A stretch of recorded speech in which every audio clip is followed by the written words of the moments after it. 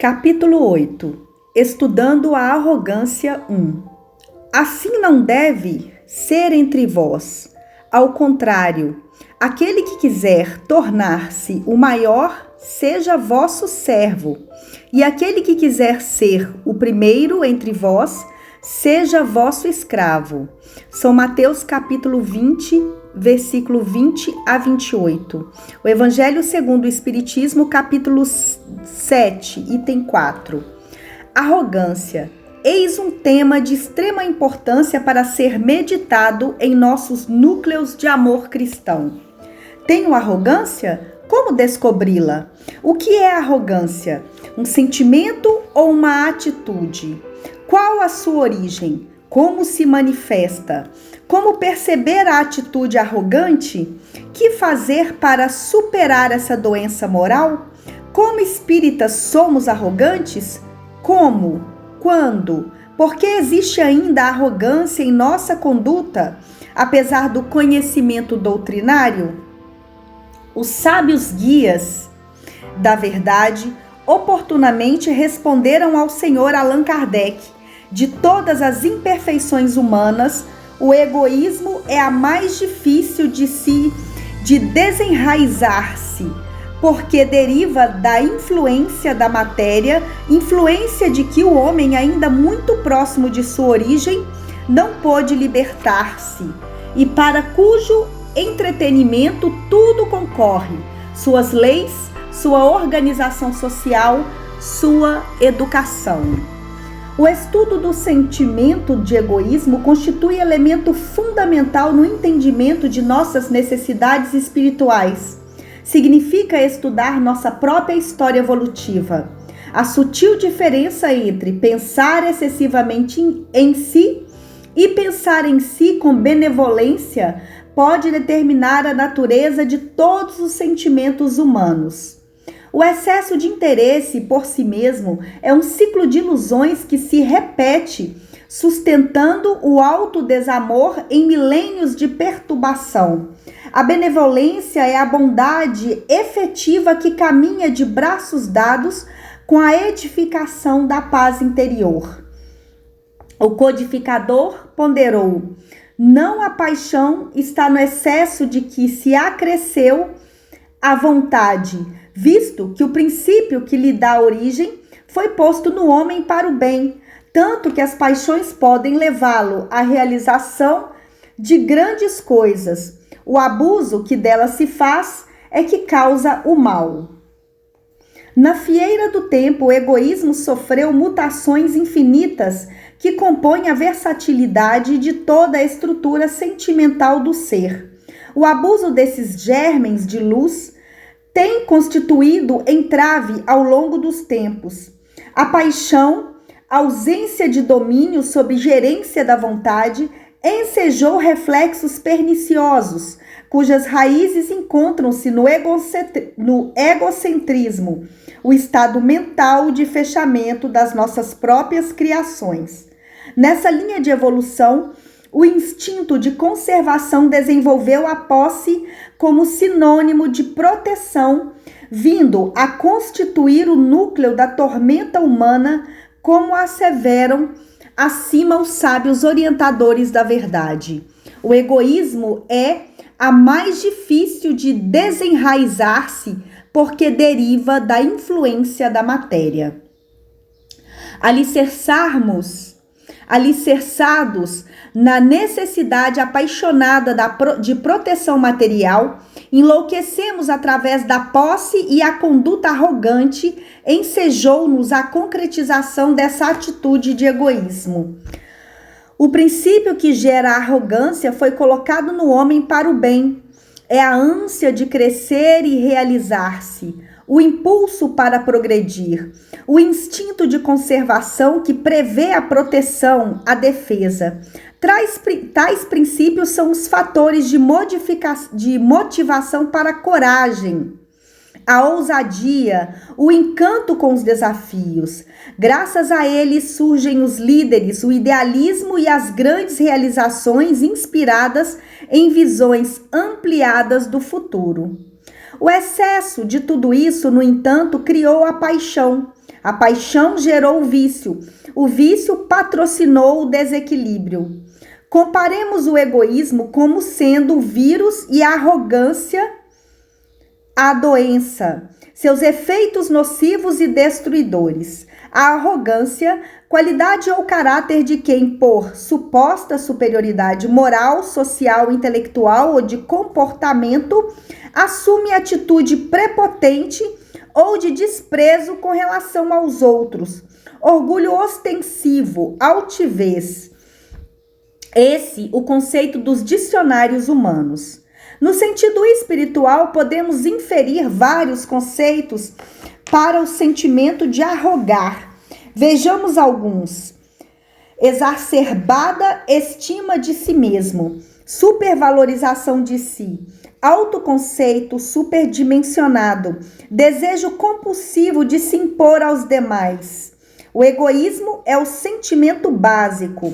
Arrogância é a atitude íntima derivada desse alicerce de sensações nascidas no coração ocupado exclusivamente com seu ego.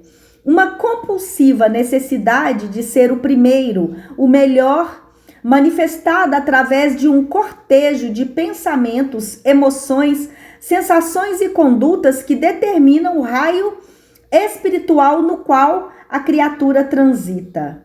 Asseveram os sábios guias. A paixão está no excesso de que se acresceu a vontade, visto que o princípio que lhe dá origem foi posto no homem para o bem, tanto que as paixões podem levá-lo à realização de grandes coisas.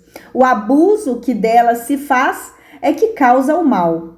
Façamos um pequeno gráfico. Escreva a palavra arrogância e a circule. Agora faça 4 traços nos pontos cardeais e escreva: rigidez, competição, imprudência, prepotência. Novamente faça um círculo em torno desses pontos e escreva: estado orgulhoso de ser. Feche um novo círculo. Essas são as 4 ações mais perceptíveis em decorrência do ato de arrogar, que estruturam expressiva decorrência do ato de arrogar, que estruturam expressiva maioria dos estados psicológicos e emocionais do ser. A partir desse estado orgulhoso de ser, podemos perceber um quadro mental de rígida autossuficiência, do qual nascem as ilusões e os equívocos da caminhada humana, arrojando-nos aos despenhadeiros da insanidade aceitável e da rivalidade envernizada. O traço predominante na personalidade arrogante é a não conformidade. Usada com equilíbrio, é a fonte de crescimento e progresso. Todavia, sob a ação dos reflexos da posse e do interesse pessoal, que marcaram acentuadamente nossas reencarnações, esse traço atingiu o patamar de rebeldia e obstinação enfermiça. A rebeldia tornou-se um condicionamento psicológico que dilata as ações da arrogância, uma lente de aumento que decuplica e acelera as mutações de autossuficiência. Estudemos, portanto, as atitudes, pilares da arrogância sob as lentes da rebeldia. A rigidez é a raiz das condutas autoritárias e da teimosia que frequentemente desaguam nos comportamentos de intolerância. Sob a ação da rebeldia, patrocina o desrespeito ao livre-arbítrio alheio e alimenta constantemente o melindre por a vida não ser como ele gostaria que fosse. A competição não existe sem a comparação e o impulso de disputa. Quando tomado pela paixão, a força motriz de semelhante ação não é o sentimento. A força motriz de semelhante ação é o sentimento de inveja. Na mira da rebeldia, causa o menosprezo e a indiferença que tenta empanar o brilho de outrem. A competição é o alimento do sentimento de superioridade. A imprudência é marcada pela ousadia transgressora que não teme e nem respeita os limites. Quase sempre, essa inquietude da alma alcança o perfeccionismo e a ansiedade, que frequentemente desaguam na necessidade de controle e domínio. Consubstanciam modos rebeldes de ser, desejo de hegemonia, sentimento de poder. A prepotência é um efeito natural de perspicácia que pode insuflar a megalomania, a presunção. Juntos formam o piso da vaidade. A rebeldia, nesse passo, conduz a uma desmedida necessidade de fixar-se em certezas que adornam posturas de infalibilidade.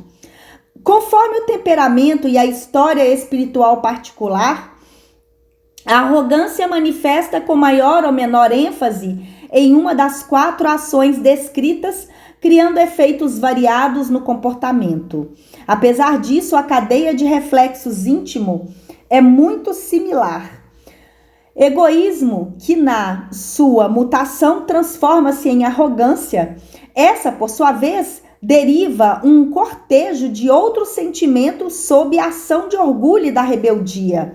A arrogância retira-nos o senso de realidade. Acreditamos mais naquilo que pensamos sobre o mundo e as pessoas do que naquilo que são realmente. Por essa razão, esse processo da vida mental consolida-se como o piso de inumeráveis psicopatologias de classificação humana.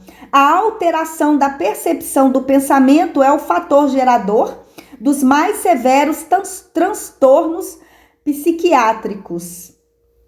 São as manifestações enfermiças do eu na direção do narcisismo. Na rigidez, eu controlo. Na competição, eu sou maior. Na imprudência, eu quero. Na prepotência, eu posso. A arrogância pensa a vida e, ao pensá-la, afasta-nos dos nossos sentimentos. Essa desconexão com a realidade estabelece a presença contínua das fantasias de funcionamento mental, isso é, a interpretação ou imagem desvirtuada, que a alma alimenta acerca de fatos, pessoas e coisas. Nesse passo, existem 2 tipos psicológicos mais comuns. A arrogância voltada para o passado, quando há uma fixação em mágoas decorrentes de inaceitação de ocorrências que, na sua excessiva autovalorização, o arrogante acredita não merecê-las. O outro tipo é a arrogância dirigida ao futuro, quando a criatura vive de ideias no mundo das ideias, acreditando-se mais capaz e valorosa que realmente o é. Passível de realizar grandes e importantes missões, tais deslocamentos da mente são formas de evadir de algo difícil de aceitar no presente. De alguma maneira, constituem mecanismos protetores, todavia, quando se prolongam demasiadamente, podem gerar enfermidades psíquicas. A depressão é resultado da arrogância voltada ao passado e a psicose em relação ao futuro. Interessante observar que uma das propriedades psicológicas doentias mais presentes na estrutura rebelde da arrogância é a incapacidade de percebê-la. O efeito mais espiritual de sua ação na mente humana. Basta destacar que dificilmente aceitamos ser adjetivados de arrogantes. Entretanto, um estudo minucioso nos levará a concluir que raríssimas vezes na Terra encontraremos condutas livres desta velha patologia moral. Relacionemos outros efeitos desta doença: perda do autodomínio, apego a convicções pessoais, gosto por julgar e rotular a conduta alheia, necessidade de exercício de poder, rejeição a críticas ou questionamentos, negação de sentimentos, ter resposta para tudo, desprezo aos esforços alheios, imponência nas expressões corporais, personalismo, autossuficiência nas decisões, bloqueio na habilidade de empatia, incapacidade para a alteridade, turva o afeto, acreditar que pode mais do que realmente é capaz, buscar mais do que necessita, querer ir além dos seus limites, exigir mais do que consegue, sentir que somos especiais pelo bem que fazemos, supor que temos a capacidade de dizer o que é certo e errado para os outros, sentir-se com direitos e qualidades em função do tempo, de doutrina e da folha de serviços, acreditar que temos a melhor percepção sobre as responsabilidades que nos são entregues em nome do Cristo, julgar-se apto a conhecer o que se passa no íntimo do nosso próximo, desprezar o valor alheio. A ausência de consciência sobre esse sentimento e suas manifestações de rebeldia tem sido responsável por inúmeros acidentes na vida interpessoal. Mesmo entre os seguidores das orientações do Evangelho, solapam as mais caras afeições, levando, muita vez, a tomar os amigos como autênticos adversários, como destaca a questão 917 de O Livro dos Espíritos. Quando compreender bem que no egoísmo reside uma dessas causas, o que gera o orgulho, a ambição, a cupidez, a inveja, o ódio, o ciúme, que a cada momento magoam, a que perturba todas as relações sociais, provoca as dissensões, aniquila a confiança, a que o obriga a se manter constantemente na defensiva contra o seu vizinho, enfim, a que do inimigo faz inimigo. Ele compreenderá também que esse vício é incompatível com a sua felicidade e podemos mesmo acrescentar com a sua própria segurança. Ter autoconsciência é uma das habilidades da inteligência emocional. Saber dar nome aos nossos sentimentos é fundamental no processo de crescimento e reforma interior. A arrogância que costumamos rejeitar como característica de nossa personalidade, é responsável por uma dinâmica metamorfose dos sentimentos. A ignorância de seus efeitos em nossa vida é explorada pelos gênios astutos da perversidade no planeta. Necessário registrar que os apontamentos sobre arrogância aqui transcritos foram embasados no livro Porta Larga, O Caminho da Perdição Humana, um exemplar utilizado nas escolas da maldade em núcleos organizados da erraticidade. Arquivado na biblioteca do Hospital Esperança, quando seu próprio autor foi resgatado e socorrido por Eurípedes Barçanufo há algumas décadas. Hoje, reencarnado no seio do Espiritismo, esse escritor das penas vãs busca sua redenção na luta contra sua própria arrogância. O gráfico que sugerimos, também de autoria do nosso irmão, é usado em inúmeras plataformas de estudos com finalidades hegemônicas em clãs da perversidade. O livro, que ainda permanece arquivado em nosso centro de estudos, é um exemplar de inteligência psicológica cujo propósito é combater a mensagem evangélica do Cristo embasada na humildade. Segundo o autor, a arrogância é a porta larga para a implantação do caos no orbe terreno. Assim não deve ser entre vós, ao contrário, aquele que quiser tornar-se o maior, seja vosso servo, e aquele que quiser ser o primeiro entre vós, seja vosso escravo. Por que essa compulsão por ser o maior em uma obra que não nos pertence? Se a obra é do Cristo, por que a antifraternidade? Considerando tais reflexos acerca dessa doença, dos costumes, teçamos algumas ponderações que nos motivem a alguma autoaferição à luz da claridade espírita. Capítulo 9. Estudando a arrogância 2. Não procureis, pois, na terra os primeiros lugares, nem vos colocar acima dos outros, se não quiserdes ser obrigados a descer. Buscai, ao contrário, o lugar mais humilde, mais modesto, porquanto Deus saberá dar-vos um mais elevado do céu, se o merecerdes. O Evangelho segundo o Espiritismo, capítulo 7, item 6. E chegou a Cafarnaum, e entrando em casa, perguntou-lhes: que estáveis vós discutindo pelo caminho? Mas eles calaram-se, porque pelo caminho tinham disputado entre si qual era o maior.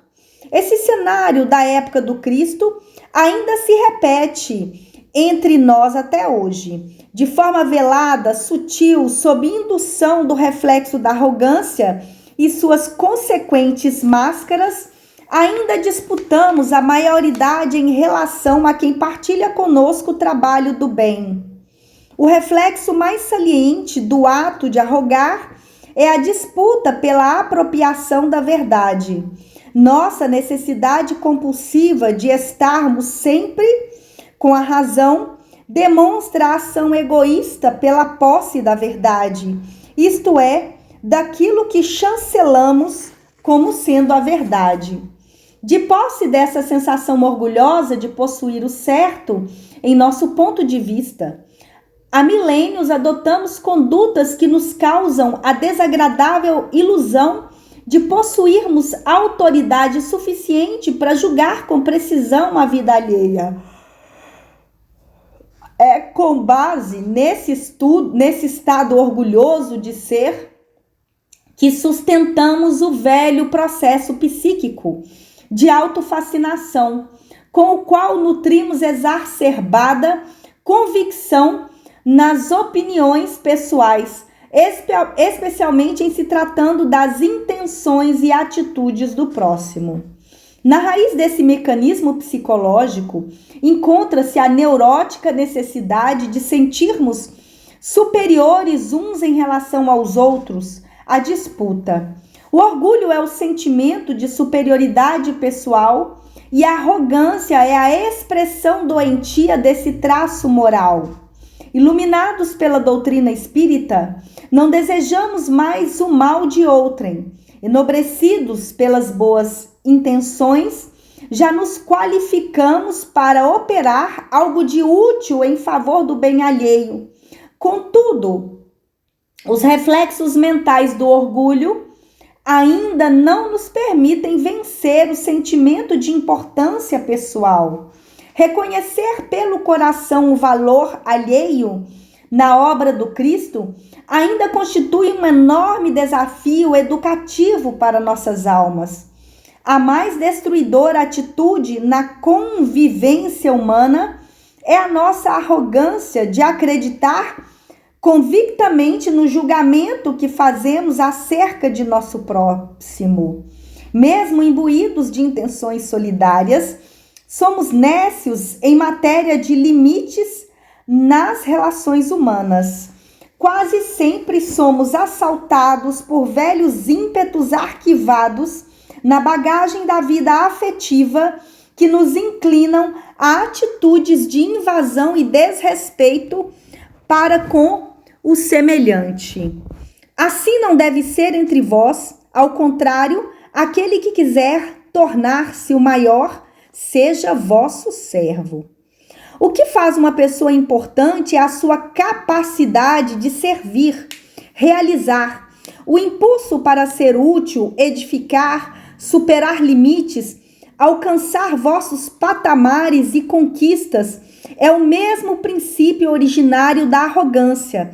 Entretanto, invertendo a ordem, desenvolvemos a destrutiva acomodação em ser servido. Ora, se eu, Senhor e Mestre, vos lavei os pés, vós deveis também lavar os pés uns dos outros, porque eu vos dei o exemplo para que, como eu vos fiz, façais vós também. Jesus é o grande exemplo de servidor. Para ele, lavar os pés dos discípulos não era diminuir, mas avançar. Ele, naquele episódio, demonstra possuir consciência lúcida de sua real condição íntima. Portanto, não se sentiu menor com o ato de servir. Nossa grande dificuldade reside em desconhecer nosso real tamanho evolutivo. Não sabemos quem somos e partimos para adotar referências para fora de nós. Por isso, não disputamos quem é o maior conosco e sim o próximo.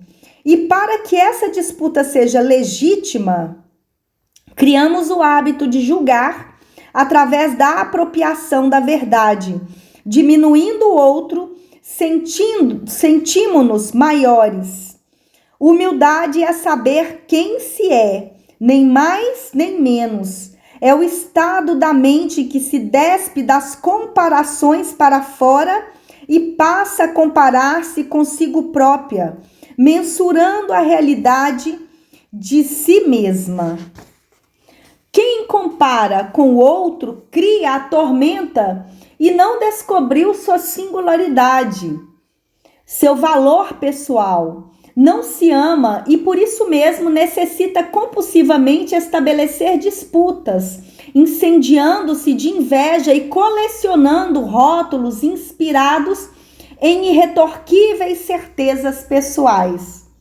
Quando nos abrimos para legitimar a humildade em nossas vidas, adotamo-nos como somos, aceitamos nossas imperfeições, aprendendo a gostar de nós, eliminamos a ansiedade de competir para denegrir ou excluir. Quando nos amamos, a ânsia de progredir transforma-se em fornalha crepitante de entusiasmo, distanciando-nos da atitude patológica do prestígio ou reconhecimento. Somente no clima do alto amor elencamos condições essenciais para analisar as tarefas doutrinárias como campo de oportunidade e aprendizado, crescimento e libertação. Sem alto amor e respeito aos semelhantes, vamos repetir a velha cena do Evangelho para saber quem é o maior. Não procureis, pois, na terra os primeiros lugares, nem vos colocar acima dos outros, se não quiserdes ser obrigados a descer. Buscai, ao contrário, o lugar mais humilde e mais modesto, porquanto Deus saberá dar-vos um mais elevado no céu, se o merecerdes. Por que essa compulsão por ser o primeiro em uma obra que não nos pertence? Na obra de nosso Mestre há tarefas e lugares para todos. Deus saberá dar-vos um mais elevado no céu, um lugar mais elevado no céu, se merecer-vos. Tarefas maiores à luz da mensagem do Cristo não significam prerrogativas para a adoção de privilégios ou garantias de autoridades. A expressividade da responsabilidade nas obras do Cristo obedece a dois fatores: necessidade de remissão perante a consciência e merecimento adquirido pela preparação.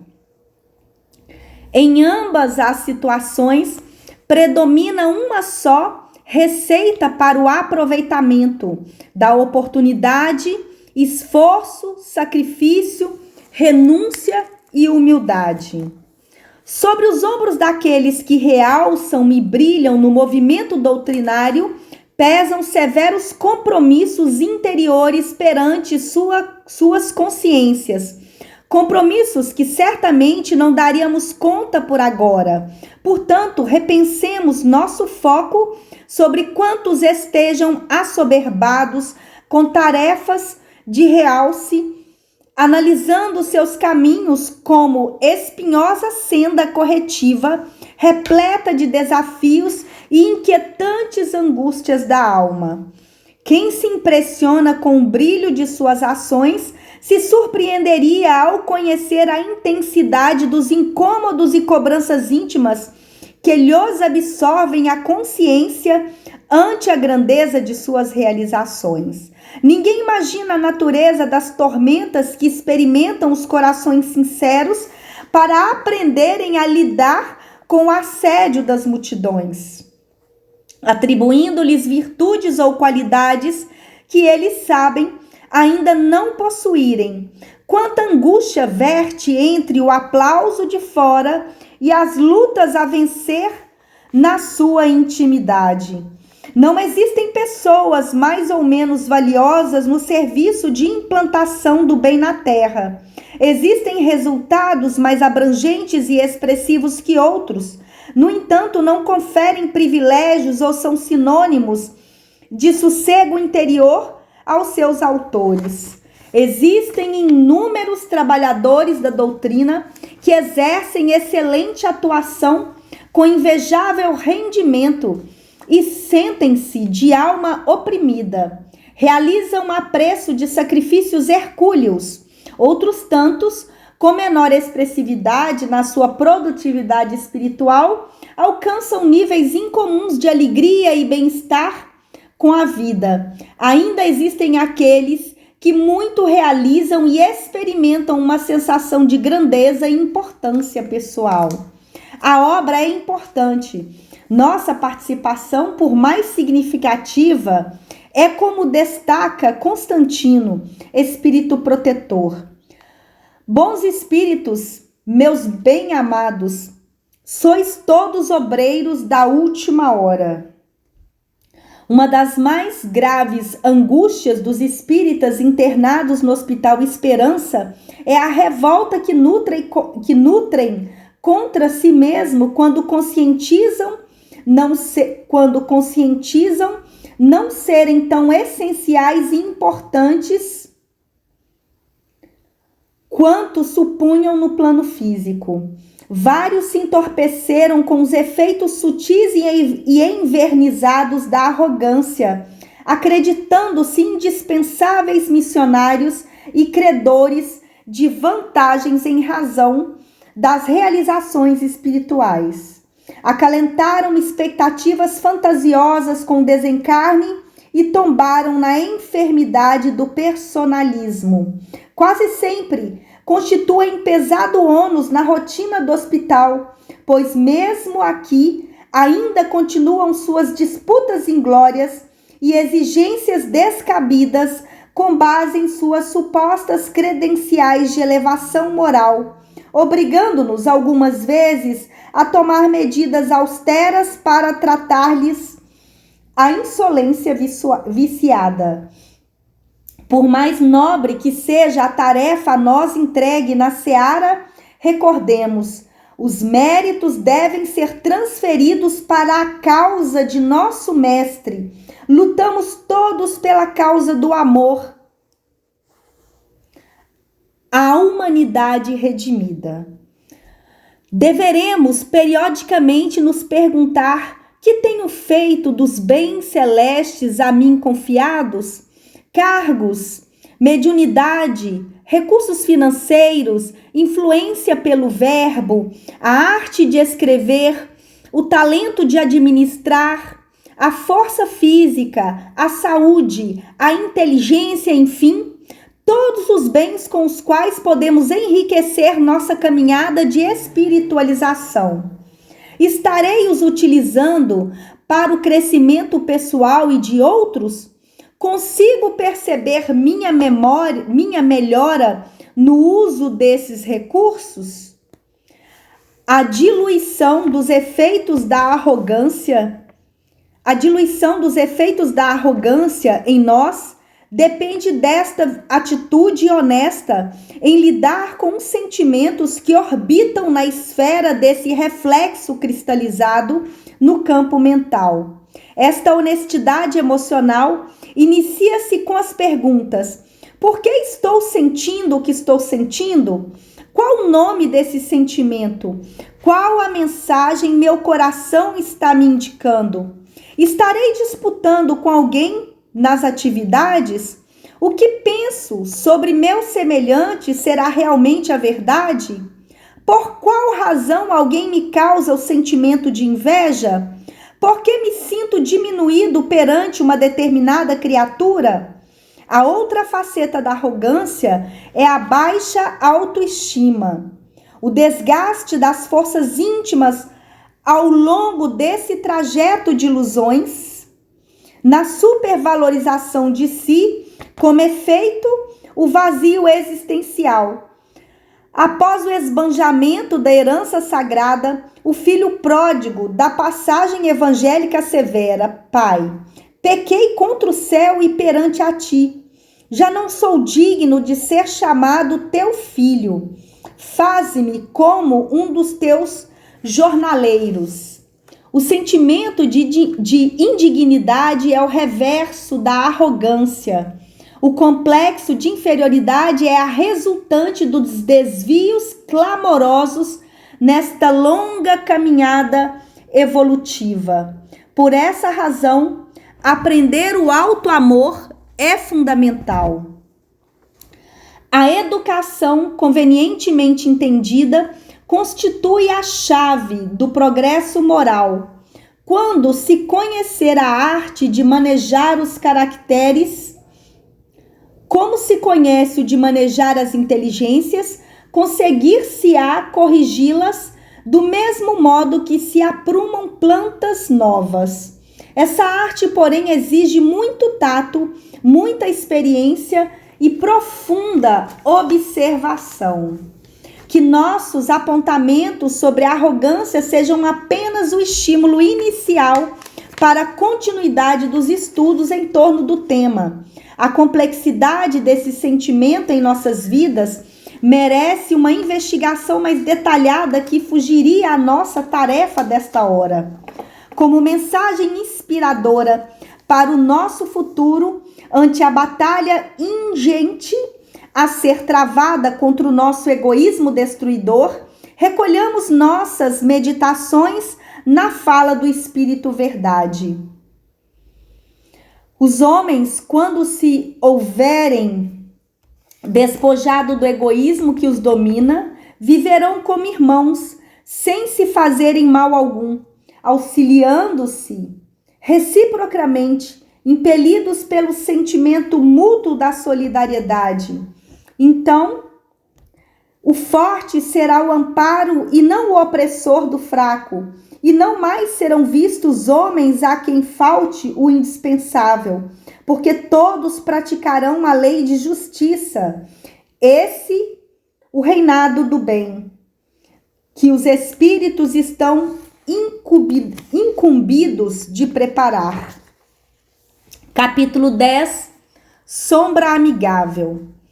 Pois nada há secreto que não haja de ser descoberto, nem nada oculto que não haja de ser conhecido e de aparecer publicamente. São Lucas, capítulo 8, versículo 16 e 17. O Evangelho segundo o Espiritismo, capítulo 24, item 2. A sombra designa o outro lado do ser humano, aquele em que vive a escuridão. Comumente destacamos a sombra negativa nos ambientes educativos da doutrina. Convém, porém, uma atenção à sombra positiva, que são nossos potenciais e talentos ainda não expressados ou descobertos. Em meio a essa escuridão de vida inconsciente, existe muita sabedoria e riqueza ainda não exploradas.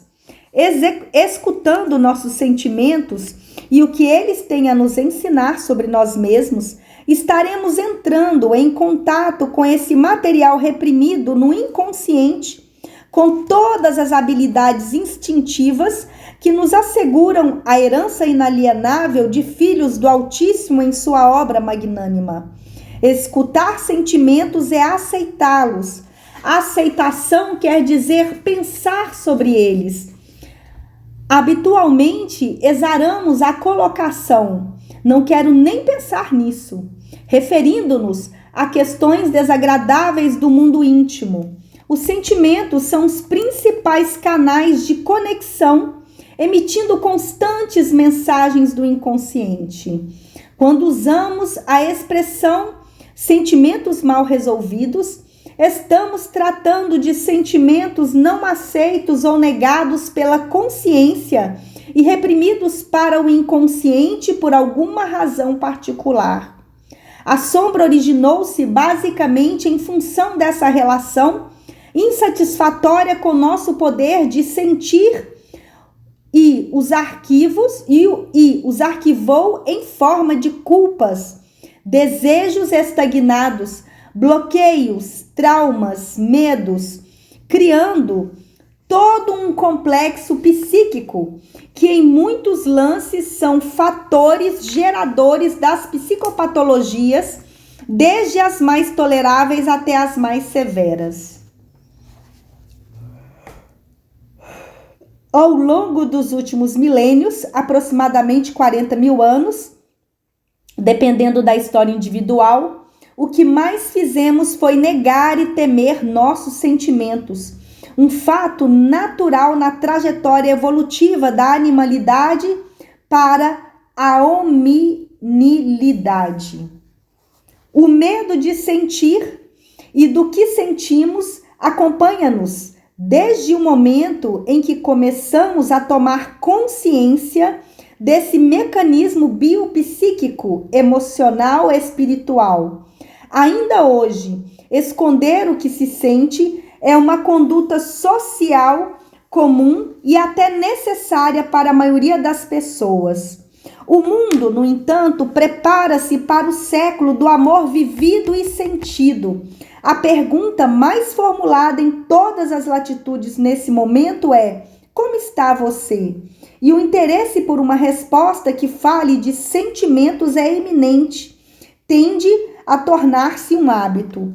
Estamos com enorme necessidade de falar do que sentimos e saber com mais clareza sobre o mundo das emoções, embora ainda temerosos de suas consequências. Quando digo "sou minha sombra", não significa que tenha que viver conforme sua orientação, apenas admiti-la, entender suas mensagens. A sombra só é ameaça quando não é reconhecida. Só pode ser prejudicial quando negligenciamos identificá-la com atenção, respeito e afabilidade. É importante para a meta da individualização, isto é, da realização do si mesmo, que o indivíduo aprenda a distinguir entre o que parece ser para si mesmo e o que é para os outros. É igualmente necessário que conscientize seu invisível sistema de relações com o inconsciente, ou seja, com ânima, a fim de poder diferenciar-se dela. No entanto, é impossível que alguém se diferencie de algo que não conheça. Essa colocação do Dr. Jung é clara. Escutar sentimentos é a primeira lição na nossa educação espiritual para o alto amor. Amaremos a nós mesmos somente quando deixarmos de culpar os outros pelas nossas dores e desacertos e tivermos a coragem de perscrutar o íntimo, interrompendo o fluxo das projeções e fugas ainda ignoradas. Recebemos contínuos chamados do inconsciente através do que sentimos, uma análise atenta de nossos impulsos emotivos e da nossa reação afetiva a tudo que nos cerca, levar-nos-á a entender com exatidão as reclamações do psiquismo profundo. Nessa investigação da alma encontraremos indicativas seguras nos entendimentos das mais ocultas raízes de nossos conflitos. Percorremos caminhos mentais até então incognoscíveis Igualmente, descobriremos valores adormecidos que solicitam nossa criatividade para desenvolvê-los a contento. Entretanto, somente daremos importância às mensagens da sombra quando nos relacionarmos amigavelmente com ela. O processo de ouvir a voz do inconsciente através dos sentimentos passa por algumas etapas na alfabetização do sentir. Imprescindível o autorrespeito. O que sentimos é indiscutível, individual, é a nossa forma de viver a vida. Com isso, não devemos admitir que os apelos do coração devam ser seguidos como brotam, muito menos supô-los a expressão da verdade. Apenas tenhamos respeito por nós, sem reprimendas e condenações, procurando compreender os recados do coração. Havendo respeito, instaura-se o clima da serenidade, da ausência de conflitos e batalhas interiores. Somente serenos, vamos conseguir uma comunicação sem interferências. É o silêncio interior, o fio que nos leva ao intercâmbio produtivo. Aprender a linguagem dos sentimentos exige meditação, atenção, separar a imagem programada pela educação social da imagem idealizada. É um trabalho lento. Diferenciar o que pensam que sou daquilo que penso que sou. Diferenciar o que pensam que sou daquilo que penso que sou é o caminho para se chegar ao que sou verdadeiramente. Utilizar indagações. A sombra adora dar respostas. Nossa tarefa será discernir no tempo da natureza dessas respostas. No início, elas são confusas, enganosas, talvez decepcionantes.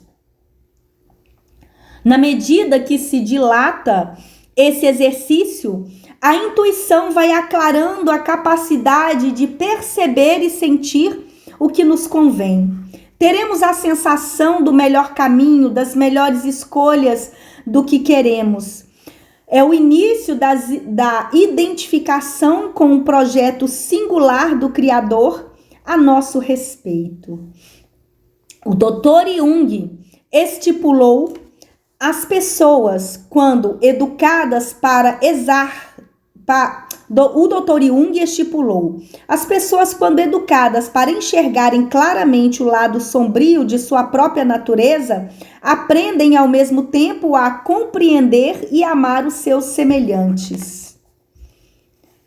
Ao conquistarmos a sombra de maneira amigável, criaremos uma relação de paz com a vida íntima, e nesse ponto, as projeções não serão mecanismos defensivos contra nossas imperfeições, mas reflexos da bondade e harmonia que habitarão a vida mental. Nessa postura mental, amaremos a vida com mais ardor. Será muito mais interessante olhar o nosso próximo, senti-lo e perceber a grandeza da vida que nos cerca.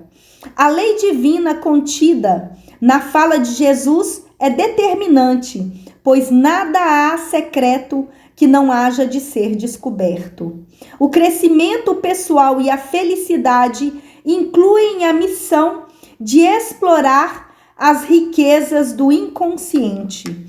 Escutar sentimentos é a arte de mergulhar na vida profunda e descobrir o manancial de força e beleza que possuímos.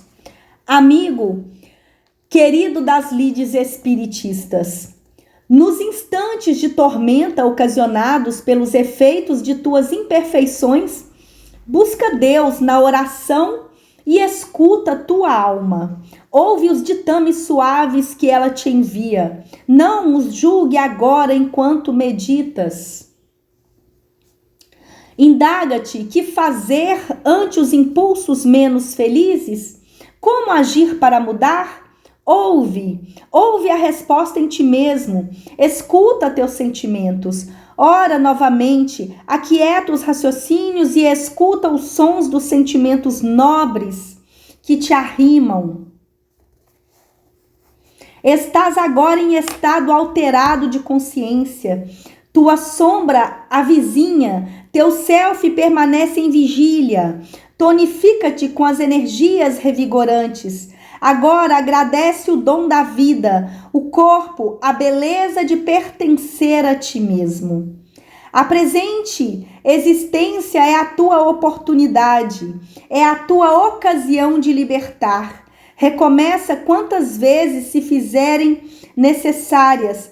Perdoa-te pelos insucessos. Recorda as muitas vitórias que preenche-te com labor.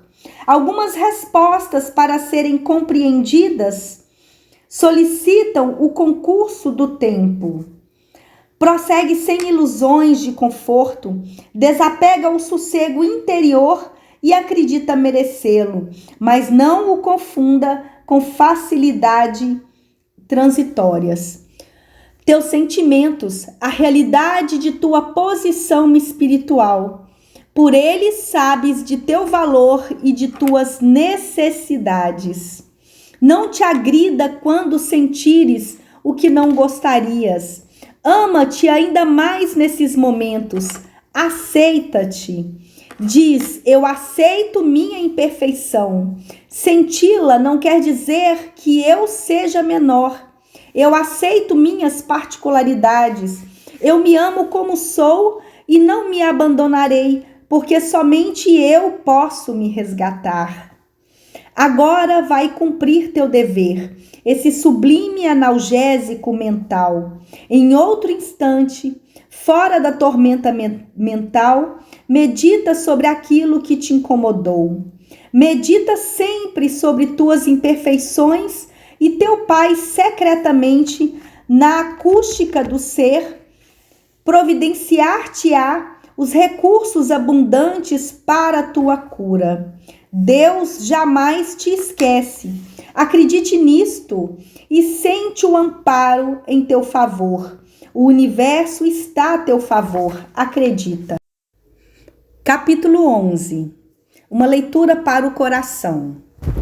Sou o grande médico das almas e venho trazer-vos o remédio que vos há de curar. Os fracos, os sofredores e os enfermos são os meus filhos prediletos. O Espírito de Verdade, Bordeaux, 1861, o Evangelho segundo o Espiritismo, capítulo 6, item 7. Afastemos um pouco das reflexões mais densas e façamos uma pausa para a meditação. Dilata tua sensibilidade e lê com sentimento as anotações a seguir. Depois escuta os recados do teu coração. A doutrina espírita é a medicação recuperativa das nossas vidas. Sua substância ativa é o Evangelho. Sua bula é estritamente individual. Para cada um haverá uma dosagem e forma de aplicação. O movimento espírita é a nossa enfermaria abençoada, onde encontramos-nos internados na busca de nossa alta médica. Tarefa e estudo, provas e oportunidades são terapêuticas necessárias na solução de nossas enfermidades. Perante esse quadro de experiências de nossa trajetória de aprendizado, lhes temos algumas prescrições indispensáveis para a cura. Onde se reúnem doentes, torna-se dispensável realçar imperfeições e deslizes. Todos sabemos de nossa condição, falemos de saúde e aproveitamento. Esqueçamos as vivências dolorosas e examinemos as conquistas. Indaguemos em que melhorei, o que aprendi. Somos doentes graves, mas temos o melhor médico, Jesus. Perdoemos incondicionalmente o companheiro de enfermaria. Ele também é alguém em busca de si mesmo. Trazemos na intimidade todos os antídotos para nossas imperfeições. Resta-nos descobri-los. De fato, alguns doentes esquecem suas necessidades. O melhor a fazer para auxiliá-los é a oração. Alguns enfermos carecem de tratamentos específicos. Por não entendermos tais medidas, evitemos julgá-los. Uma única certeza: todos nós teremos alta médica e alcançaremos a saúde. As raras criaturas sadias foram chamadas apostos maiores, cuidam de nós. Uma pergunta diária: que farei pela minha recuperação? Uma atitude diária: doses elevadas de prece e trabalho. O caminho seguro para fortalecimento e alegria. A amizade sincera, leal e fraterna. O que nunca devemos esquecer. Antes repudiávamos a ideia da internação. Hoje desejamos tratar. Esqueçamos a noção do tempo e sejamos gratos pela oportunidade de uma vaga nessa benfazeja enfermaria. Nos momentos de crise, evitemos projetar decepções e revolta nos outros ou reclamar do ambiente que nos acolheu para refazimento e orientação. Crises são indícios oportunos para exames e diagnósticos mais apurados sobre nossas dores. Saber que estamos enfermos não basta, é preciso sentir. Nossa cura virá do coração. Recordemos a frase confortadora do Espírito Verdade: os fracos, os sofredores e os enfermos são os meus filhos prediletos. Agora vá e escuta os recados do teu coração e Deus te abençoe com paz íntima. Capítulo 12. Santidade dos médiuns. Aquele que, médium, compreende a gravidade do mandato de que se acha investido, religiosamente o desempenha. O Evangelho Sagrado do Espiritismo, capítulo 28, item 9. As atividades no Sanatório Esperança prosseguiam intensas. Médios e doutrinadores, escritores e líderes da doutrina abarrotavam os leitos do pavilhão destinados aos místeres da recuperação mental. Dona Maria Modesto e Eurípedes Barçanufo chegavam a passar dias sem um repasto momentâneo. A dor e as mais diversas expressões de insanidade procuravam-lhe, rogando o amor e misericórdia. O tempo era escasso para tantas necessidades, chegando à noite, desprendidos pelo sono físico, engrossavam ainda mais as expressões de socorro e alívio. Diversos lidadores do Espiritismo suplicavam respostas e orientações. Muita vez faltava energia suficiente ao labor. Entretanto, tínhamos o coração rico e em plenitude ante tanto a fazer. Acompanhando Dona Modesta, as enfermarias dos pavilhões inferiores, reservadas aos tratamentos mais demorados e graves, deparamos com Laura, valorosa tarefeira da mediunidade, recém-chegada ao sanatório. Laura, minha amiga, Deus seja louvado com esperança. Assim seja, com quem tenho a honra de falar? Nada de honra, Laura. Sou servidora desta casa. Meu nome é Maria Modesta Cravo. Pode chamar-me por Dona Modesta. A senhora é amiga de que Dr. Inácio havia me falado? Sou eu mesma. Então é de Uberaba? Fui, não sou mais. E demos uma sonora gargalhada. É que às vezes me esqueço que já estou no além. Ainda falo como se estivesse na terra. Não pode ser diferente. A adaptação requer tempo. Fale-me de você, Laura. Ah, Dona Modesta, não sei se estou bem. Aliás, acho mesmo que nunca estive bem. Se Deus permitir, nunca mais quero voltar como médium. É muito doloroso. Sei bem como é, minha filha, também fui médium. É mesmo? Então a senhora me entenderá. Só não sei se devo falar o que sinto e penso. É o que mais quero ouvir, amiga querida. Estou aqui para isso. Minhas lutas no lar foram muito árduas. Se não fui melhor médium é porque não contei com o apoio dos familiares. Eles não queriam nada com reforma. Sabe como é? Sei. Meu marido, quando se preparava para falar, foi interrompida por Dona Modesta. Laura, esqueça a família por um instante. Vamos falar de você. Falar o que de mim? Quando nada sei sobre mim? Então já começou a dizer algo. Continue, coloque o que sente para fora. Vou lhe ajudar. Foram ministrados passes na região do lobo frontal e na parte mediana lateral esquerda da cabeça. Gostaria de saber por que cheguei assim, depois de tudo, porque passei. O que saiu errado? Algo saiu errado? Não saiu, Dona Modesta? O que sente, minha filha? Angústia, muita angústia. Isso, fale, coloque para fora. Revolta. Com o quê? Não sei, Dona Modesta, não sei. E caiu em choro convulsivo. Me ajude, por favor, a saber o que se passa comigo. É como pela vida inteira carregasse um fardo do qual nunca me livrei. Não sei o que é ser feliz. Trabalhei e agora? Que vai ser de mim? Parece que de nada adiantou ser espírita. Engano seu, Laura, adiantou muito. Mas veja como me encontro, o que tenho. Esclareça-me, pelo amor de Deus. Seu drama é o mesmo de milhares de companheiros do ideal. Cabeça congestionada de informação, coração vazio de ideal. A senhora deve estar divertindo comigo. Parece que estou, Laura. Olhe profundamente em meus olhos e veja o que sente. Dona Modesta fixou-lhe o olhar, aguçando a sensibilidade da paciente. Não acho que não está de brincadeira, mas não consigo aceitar o que a senhora diz. Pois aceite, porque essa é a sua verdade. Não chega a estar neste leito?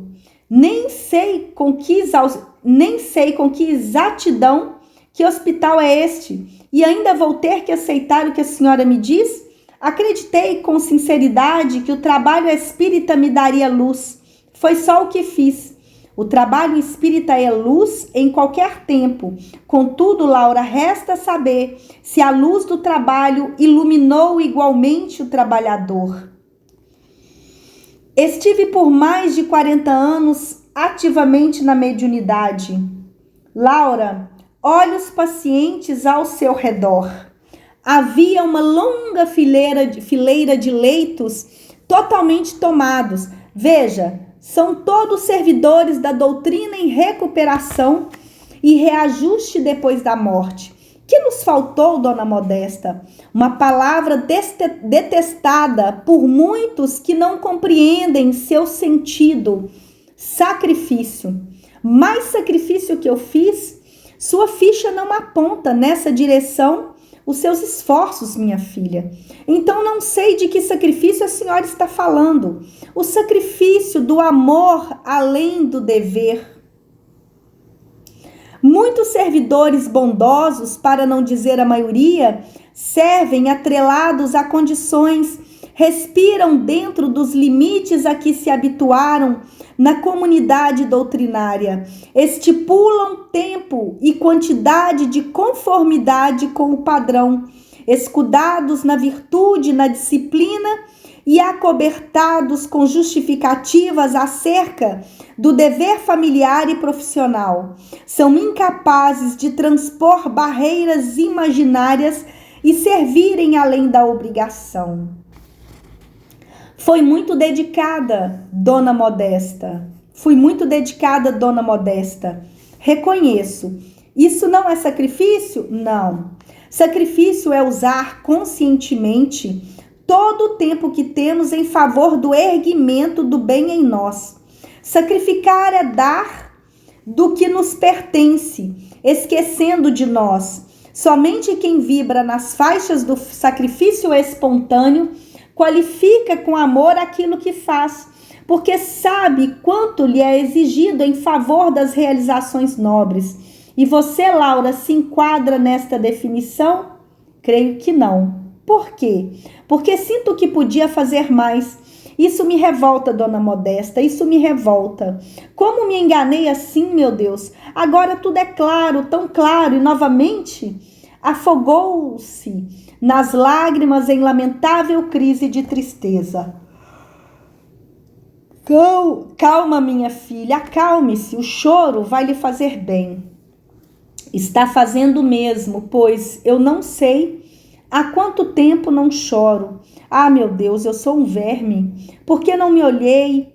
Por que não olhei para mim como agora? As lutas me insensibilizaram e acho que passei a vida em constante reclamação não externada, corroendo-me por dentro, e parece que quero me punir continuamente por algo que não me lembro, mas sei que fiz. E não teve com quem falar, não é? É isso mesmo. Não sei nem se falaria com alguém. Logo eu, a médium do centro, que pensariam de mim? Eis o problema. Muita ideia no cérebro, muita fantasia na imaginação, pouca luz no sentimento.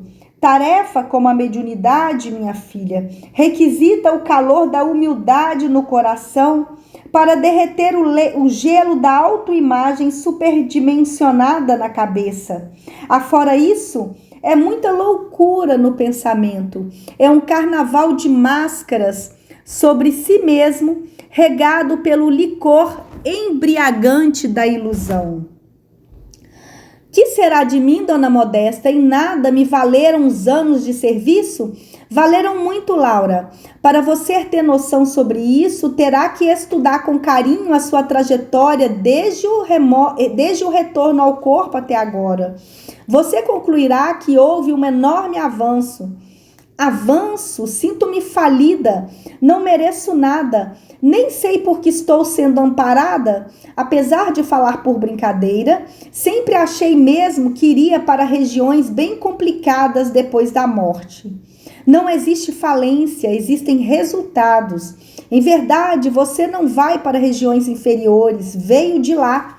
Eis o avanço. Vim mesmo? Veio.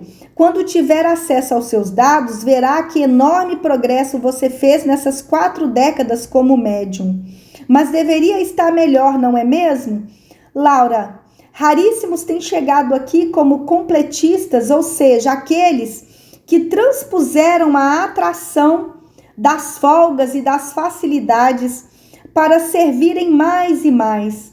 Aqueles que conscientizaram pelo coração do quanto necessitavam respirar o clima do amor aplicado. Aqueles que doaram e se doaram na leira em benefício da iluminação do mundo e de si mesmos. Aqueles, minha filha, que realizaram muito por fora, mas que não se esqueceram de aprimorarem-se nos impulsos e nas tendências. Qual a minha posição espiritual, dona Modesta? Seja franca. Sua ficha diz que destes 40 anos de serviço virtuoso na mediunidade, os primeiros 10 foram repletos de entusiasmos, idealismo e cuidados íntimos. Os outros 30... O que tem os outros 30? Quer mesmo ouvir? Claro que quero, estou farta das minhas mentiras. Os outros 30 passou por eles sem deixar que eles passassem por você. Viveu-os por obrigação kármica, não os viveu para você como alma em aprendizado e crescimento, e sim como tarefa programada em resgate de faltas pretéritas. Com essa noção, elegeu a bênção da mediunidade como pesado ônus do qual queria se livrar o quanto antes. Queixava por dentro, em muda lamentação, as renúncias que era obrigada a fazer. Não as fazia por amor, e sim em razão do esclarecimento que amealhou. Congestionou a cabeça e não preencheu o vazio do coração. obteve muita informação que não gerou a transformação. Luz na cabeça sem educação no sentimento. Agiu na caridade fazendo luz para os outros e não edificou em si mesma a conquista da luz própria. No fundo, como acontece a muitos de nós, bafejados pela confortadora doutrina, agiu por interesse pessoal, serviu esperando vantagens de amparo e isenção de problemas. Acreditava estar fazendo tudo por amor. Raros de nós ocupam essa condição, minha filha. No entanto, melhor que já estejamos agindo no bem. Que drama o meu Deus! Revolto-me ainda mais, isso é a pura verdade. Se continuar revoltada, estará estendendo o seu sofrimento. É hora de mudar, Laura. Como não revoltar, dona Modesta? A revolta produz a autopunição a que você se referiu. É um mecanismo inconsciente da mente que cobra de si o que já sabe que pode fazer. Só há um caminho. Qual? Trabalhar mais, minha filha, e instaurar no coração o amor incondicional e sem limites. Terei instruções sobre como fazer isso? Se há algo que você, como muitos espíritas por aqui, não precisam mais, é de instrução. Como vou aprender? Amando, somente amando. Você será médium aqui na vida espiritual. Eurípides autorizou-me a prepará-la para serviços socorristas futuros. Não acredito. Continuar médium, gostaria? Não sei o que responder. Só sei que se aplacar meu sentimento de remorso e minha sede de ter um pouco de paz, farei o que me mandarem fazer. Isso não bastará, Laura. Você terá que aprender a amar. O que faz para não cair novamente nas garras da orientação religiosa sem religiosidade? Conseguirei? Claro que sim, é só querer. Vou confiar na Senhora. Confie no Cristo, minha filha, e na sua infinita misericórdia, que nunca nos faltará.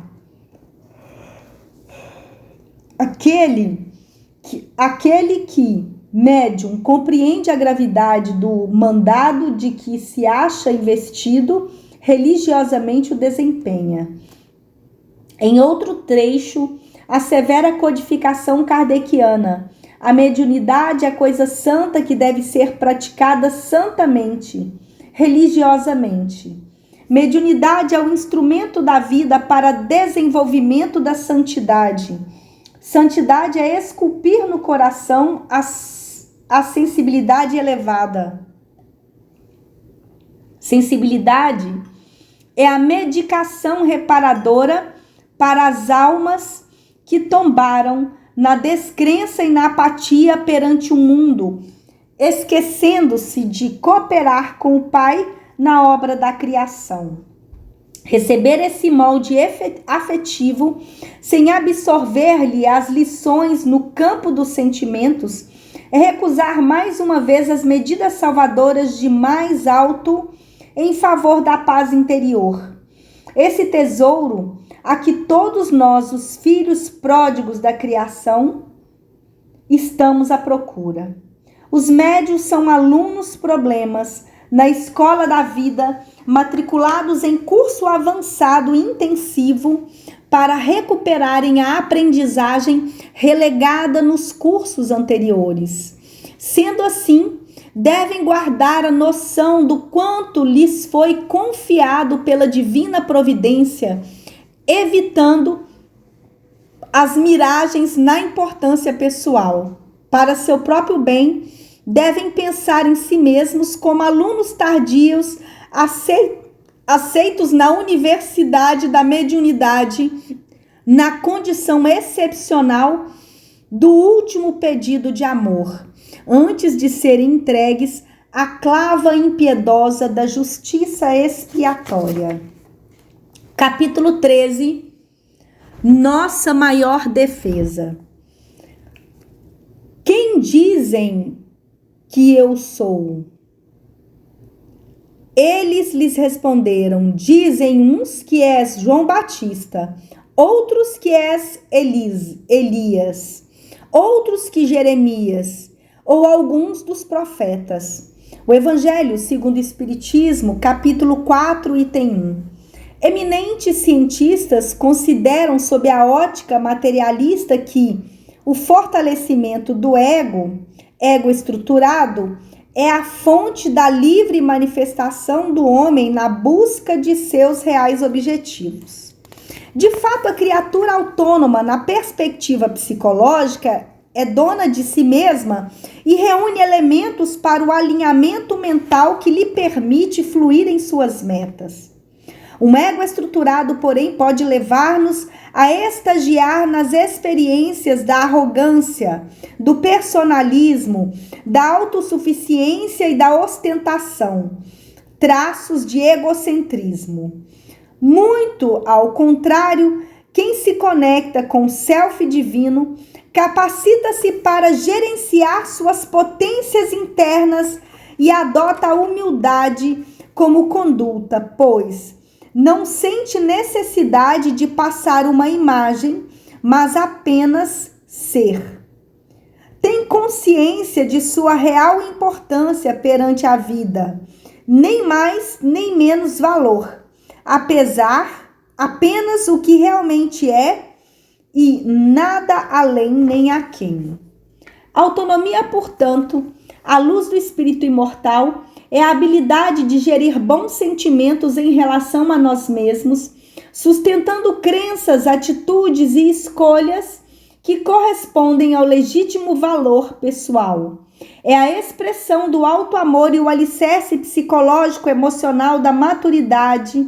É a capacidade de dilatar essa conexão com o self, fonte emissora das energias do amor. A autonomia vem da capacidade de libertar-se dos padrões idealizados, assumindo sua realidade em busca do melhor possível. Libertar-se da correnteza da baixa autoestima proveniente do subconsciente.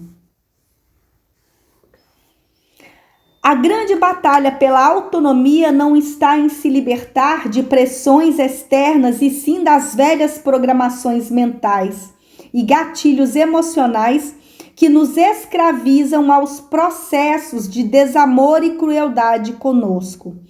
É uma mudança na forma de relacionar-se consigo próprio através do foco mental positivo. Contra nossos nobres propósitos de iluminação, temos variados inimigos íntimos, gestores de mensagens corrosivas, de autoestima e da segurança. Somente aprendendo a nos amar, conseguiremos transformar esses clichês pessimistas em respeito, reflexão, autoavaliação e perdão.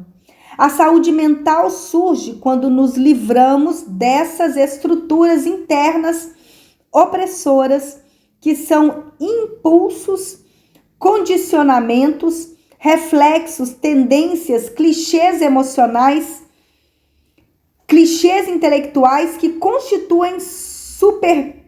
constituem superpersonalidades ativas na nossa vida subconsciente. Quando não reconhecemos nosso valor, vivemos à mercê dos estímulos evolutivos, ou seja, pessoas, lugares, guias espirituais, cargos, instituições e filosofias que nos dizem quem somos e o que devemos fazer. Somos todos interdependentes. Precisamos um dos outros, mas não a ponto de depositar em algo ou alguém a responsabilidade de nos fazer felizes ou determinar nossas escolhas. Ouviremos a todos e refletiremos sobre tudo o que aconteça, tomando por divisa o compromisso da melhoria e do crescimento gradativo. Acima de tudo, porém, devemos guardar por guia infalível os sentimentos positivos, a consciência individual. Os bons sentimentos são portadores de orientações do inconsciente para nosso destino particular. Quando os escutamos, tornamo-nos mais úteis a Deus, ao próximo e a nós próprios. A atitude de autonomia pode ser sintetizada na frase: entrego-me a mim mesmo e respondo por mim. Seu princípio básico é: somente eu posso dizer o que quero e interpretar através dos meus sentimentos o que realmente necessito para crescer. Allan Kardec, dotado de excelente senso psicológico, indagou aos luminares guias da verdade: a obrigação de respeitar os direitos alheios tira ao homem o de pertencer-se a si mesmo? De modo algum, porquanto esse é um direito que lhe vem da natureza. Pertencer a si mesmo é adquirir gerência sobre o repositório da vida interior, ter domínio sobre si próprio, responder por si perante o Criador. A convivência humana na Terra é caracterizada por processos emocionais e psicológicos que frequentemente nos afastam da lei da liberdade.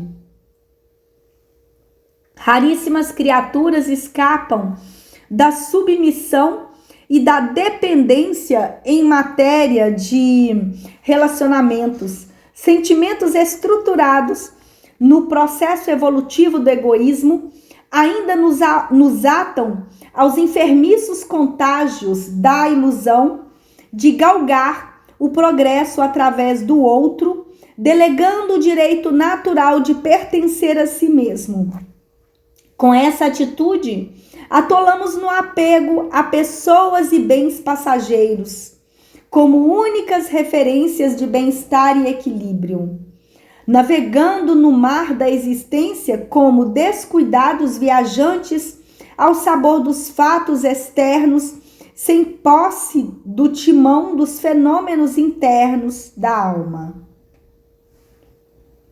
Fomos treinados para ter medo de pensar bem sobre nós ou sobre a capacidade de gerenciar nossos caminhos evolutivos.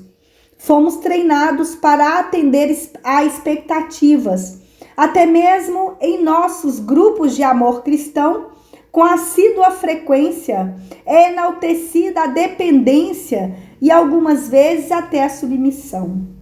A maior consequência da falta de autonomia é medir o valor pessoal pela avaliação que as pessoas fazem de nós. Por medo de rejeição, em muitas situações agimos contra os sentimentos apenas para agradar e sentir-se incluído, aceito. Quem se define pelo outro necessariamente tombará em conflitos de decepção, mágoas e agastamentos.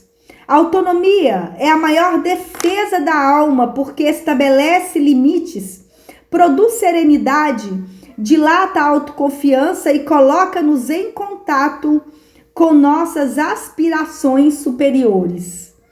Em algumas ocasiões, a conquista da autogerência requer a solidão e o recomeço. Às vezes, precisamos de muita coragem para abandonar estruturas que construímos durante a vida e seguir os sinais que nos indicam novos caminhos. Nessa fase, seremos convocados a responder a algumas indagações originadas do medo. Conseguirei responder pelo meu futuro? Estarei dando passos seguros para meu melhoramento? Estarei fazendo escolhas por necessidade ou teimosia? Estarei fugindo do meu projeto reencarnatório? Esse medo surge porque gostaríamos de contar apenas com êxito em nossas escolhas. Adoramos respostas e soluções imediatas, prontas para usarmos. Uma leitura, uma opinião, uma mensagem mediúnica, não ter riscos. não ter que ser criticados pelos caminhos que optamos. Esse medo ainda reflete a dependência. Nessa hora, teremos que escutar nossos sentimentos e seguir. Ouvi-los não quer dizer o certo, mas optar pelo caminho particular em busca da experiência sentida e conquistada dentro de sua realidade. Esse é o preço que pagamos para descobrirmos que somos verdadeiramente. Libertar-se do ego é um parto psicológico. A sensação de insegurança é iminente. Todavia, quando a alma é chamada a semelhante experiência no relógio da evolução, a vida mental compensa essa sensação com emoções enobrecedoras que descortinam percepções ampliadas acerca das intenções mais subjetivas do ser. É com base na intenção que o espírito assegura seu equilíbrio e suas melhoras no vasto aprendizado da eternidade. Essa liberdade psíquica e emocional da alma é o resultado inevitável de algumas vivências da criatura em seu percurso evolutivo. Para alguns é a maior conquista de uma reencarnação inteira. Para outros que já a desenvolveram com maior amplitude em outras existências, será a base para o cumprimento de exigentes missões coletivas. Podemos enumerar em 4 as principais vivências que conduzem à autonomia. Uma autoestima é o aprendizado do valor pessoal. Quem se ama sabe a sua real importância. 2. Resistência emocional. É a capacidade de suportar os próprios sentimentos que muitas vezes levam-nos a crises e opressões em razão da bagagem da alma. Atravessar dores amadurece. 3. Saber o que se quer. Somente fazendo escolhas descobrimos nossas aspirações. Algumas dessas escolhas incluem a corajosa decisão de romper com velhas muletas mentais. 4. Escutar os sentimentos. Nos sentimentos está o mapa de nosso plano divino. Aprender a ouvi-los sem os ruídos da ilusão será a nossa sintonia com o Deus interno. Quem adquire autonomia física, fica bem consigo, torna-se ótima companhia para si e passa a buscar automaticamente com mais intensidade o próximo, o trabalho. As pessoas, quando educadas para enxergar claramente o lado sombrio de sua própria natureza, aprendem ao mesmo tempo a compreender e amar seus semelhantes. A ausência da autonomia pode levar-nos à condição de mendigos de amor ou vítimas do destino. Considerando e como gestora da almejada condição de sentir-se bem perante a existência, na sua falta o ser humano debate-se em flagelos morais lamentáveis que o escravizam a condutas autodestrutivas, tais como conflitos crônicos, mágoas permanentes, baixa tolerância e frustrações, projeções psicológicas nos outros, vergonha de si. O eminente doutor Frederic Perls, criador da terapia Gestalt, nos diz: eu faço as minhas vontades e você faz as suas. Eu não estou nesse mundo para viver de acordo com os de suas expectativas. E você não está nesse mundo para viver de acordo com as minhas. Eu não sou eu e você é você. Eu sou eu e você é você. Se um dia nos encontrarmos, vai ser lindo. Se não, nada há de fazer. Eu faço as minhas vontades e você faz as suas. Eu não estou nesse mundo para viver de acordo com as suas expectativas. E você não está nesse mundo para viver de acordo com as minhas. Eu sou eu e você é você. Se um dia nos encontrarmos, vai ser lindo. Se não, nada há de se fazer. Jesus, a título de aferir a visão alheia, indagou: quem dizem que eu sou? Imperioso saber quem somos, pois do contrário seremos quem querem que sejamos. Em outra ocasião, o divino tutor de nossos destinos asseverou: pois que aproveita ao homem ganhar o mundo inteiro, se perder a sua alma, ou que dará o homem em recompensa de sua alma? A colocação de Jesus é rica de clareza acerca da autonomia como sendo nossa maior defesa na rota da ascensão. Amigo de caminhada, não confundas autonomia com recursos oferecidos a ti pela divina providência. Autonomia é estágio de um processo deflagrado por ti mesmo. Em verdade, um efeito de tua perseverança, mais longa e exaustiva viagem de interiorização. Pede a Deus para dilatar teu discernimento a fim de usá-la afinada com os propósitos do bem. Entretanto, felicita a si mesmo lográ-la, porque é conquista individual, inalienável e intransferível. De nossa parte, se algo fizermos para chegardes até este ponto evolutivo, foi tão somente lembrar-te sempre que todos merecemos ser felizes.